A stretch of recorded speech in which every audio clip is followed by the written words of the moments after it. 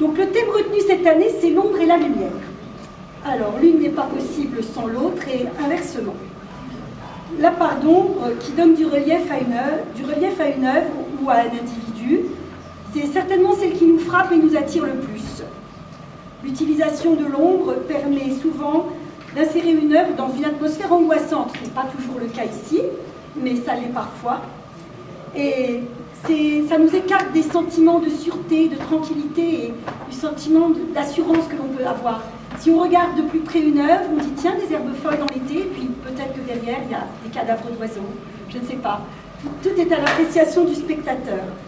Derrière, là-bas, j'ai vu aussi un jeu de boules pour Gargantua. Je ne sais pas si c'est comme ça qu'il faut le prendre, mais ça peut sembler impressionnant aussi, cette part d'ombre.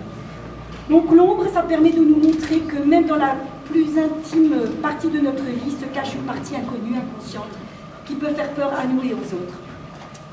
L'artiste est un individu qui prête attention aux ombres, au spectre de nos sociétés, contrairement au spectateur qui lui va dire « Tiens, il n'y a pas assez de lumière, je ne vois pas ». Et oui, vous voyez l'ombre et vous la cherchez parfois. Ce n'est pas des hallucinations, d'idées de sens, mais des intuitions qui permettent de mieux appréhender le réel. Et à ce moment-là, je suis d'accord et je rejoins complètement monsieur le maire qui dit qu'il faut dépasser la soumission du monde réel à la raison et y accéder par ce que vous nous montrez.